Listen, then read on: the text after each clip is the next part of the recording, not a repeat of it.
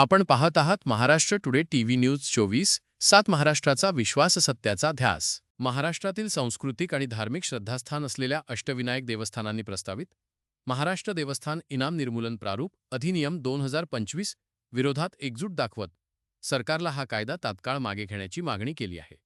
पुण्यात आयोजित पत्रकार परिषदेत विविध अष्टविनायक मंदिर ट्रस्टच्या पदाधिकाऱ्यांनी हा कायदा हिंदू मंदिरांच्या अस्तित्वावर घाला असल्याचा आरोप केला। पत्रकार परिषदेत चिंचवड देवस्थान ट्रस्टचे विश्वस्त श्री केशव विद्वांस यांनी सांगितले की मंदिरांच्या जमिनी या केवळ मालमत्ता नसून हिंदू संस्कृतीचा आणि धार्मिक परंपरेचा महत्त्वाचा वारसा आहे। प्रस्तावित कायद्यामुळे मंदिरांच्या जमिनींवर व्यावसायिक वापराचे संकट निर्माण होऊन मंदिरांची आर्थिक स्वायत्तता धोक्यात येईल अशी भीती त्यांनी व्यक्त केली।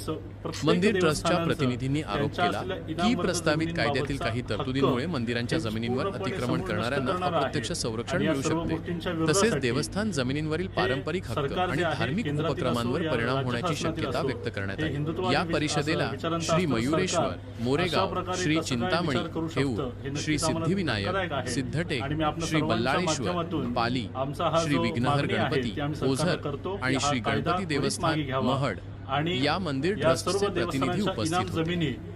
मंदिर महासंघाचे राष्ट्रीय संघटक श्री सुनील घनवट यांनी देखील सरकारवर टीका करत हा कायदा धार्मिक संस्थांवर अन्याय करणारा असल्याचे म्हटले। सरकारने हा कायदा मागे न घेतल्यास राज्यभर जनआंदोलन उभारण्याचा इशाराही यावेळी देण्यात आला। मंदिरांच्या जमिनी आणि धार्मिक परंपरा जपण्यासाठी सर्व हिंदू समाजाने एकत्र येण्याचे आवाहन पदाधिकाऱ्यांनी केले। महाराष्ट्र टुडे टीव्ही न्यूज मुख्य संपादक श्री विक्रम राजू कदम यांचा ground report. Maharashtra today TV news 24/7 महाराष्ट्रातील ताज्या, वेगवान आणि विश्वासार्ह बातम्यांसाठी आजच आमच्या चॅनलला भेट द्या।